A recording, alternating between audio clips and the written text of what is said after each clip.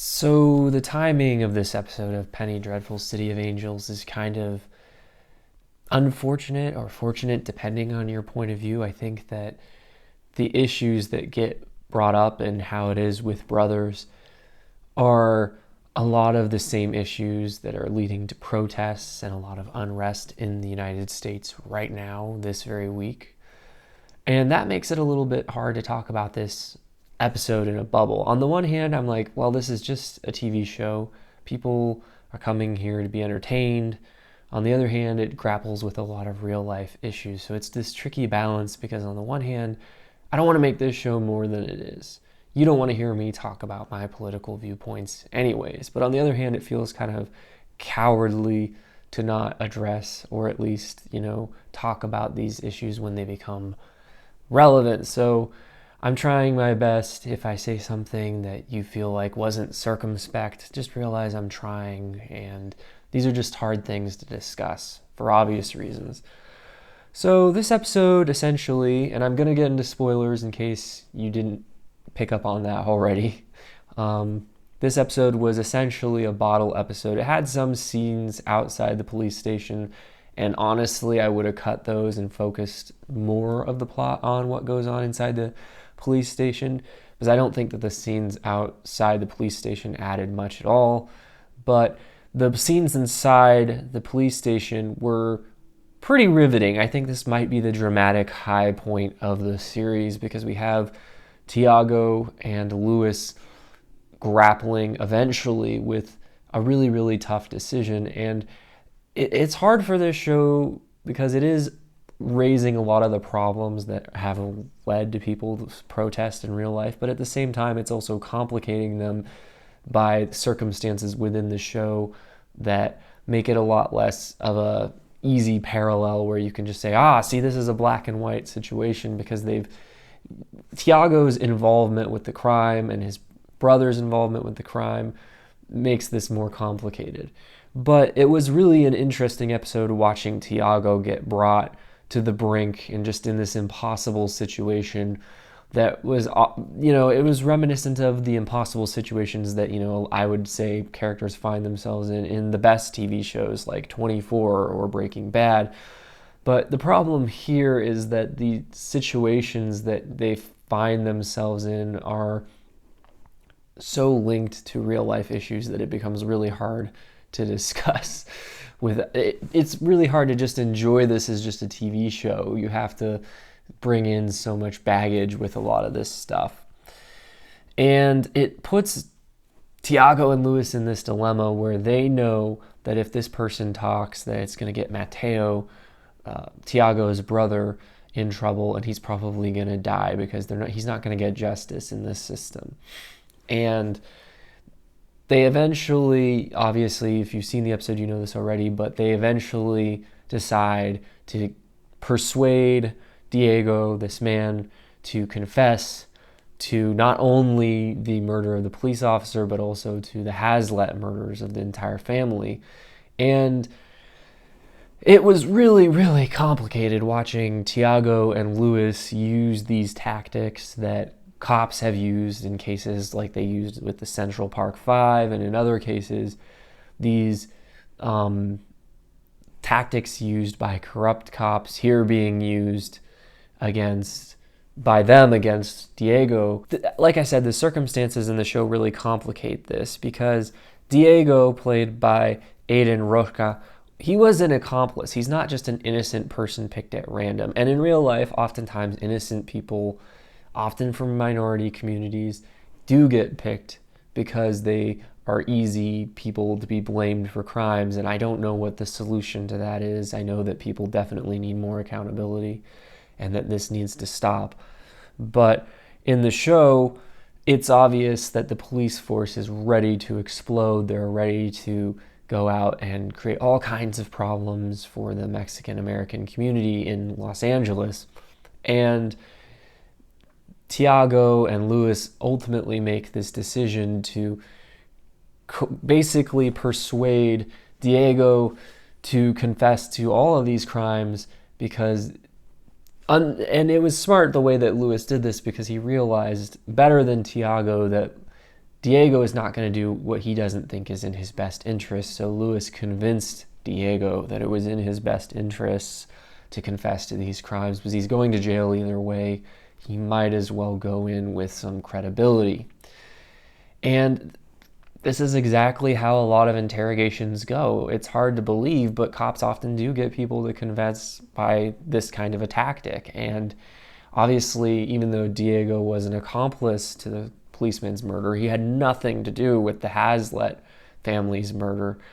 And the fact that he's getting put away like this, it's really bad. And I'm not sure how people are going to respond to this, but for me, it makes it really hard to like Tiago when he's doing this just to protect his brother. And Luis kind of says, I think, just nails it when he says it can't be that easy, because this situation, it's hard to believe that a good person could do what Tiago did here. So, I mean, at the end of the day, I guess you could have to argue that he's just not a good person. But up till this point, he's been portrayed, I would say, as a relatively squeaky clean protagonist.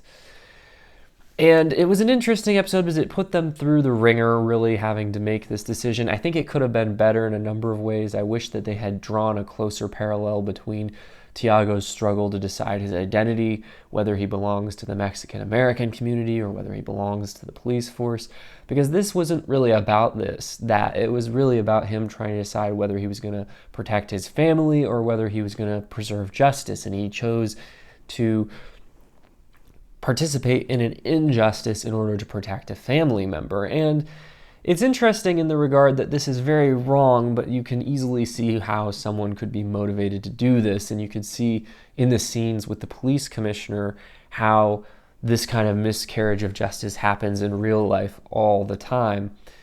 And it was a catch-22, because if they hadn't gotten Diego to confess, then what was ultimately going to happen probably is that he was probably not going to be believed either way, and he was probably going to be brutalized by the policemen. And it's unrealistic to a certain extent that he wasn't brutalized by the policemen in the first place. Like, I doubt very much that they actually would have let Luis and Tiago interrogate him.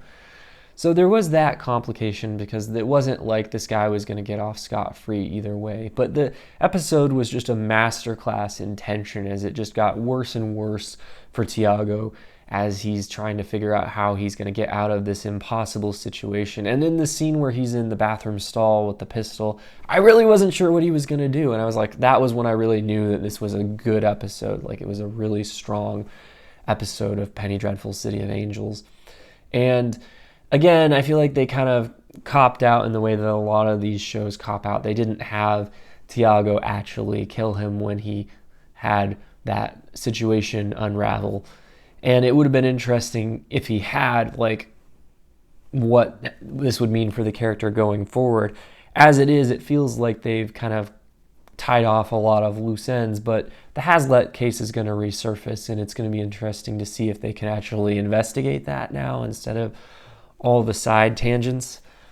But this episode, I just the way that things unfolded with Luis and Tiago, the scene where Luis confronts Tiago about what's going on because he's figured out what the story about the mud hens really means. It was just a masterclass in acting from Nathan Lane, and it was very, very well done. The tension, the drama. Like I said, the only thing that I think could have made it stronger is if they had made it more thematically unified with Tiago's struggle for identity.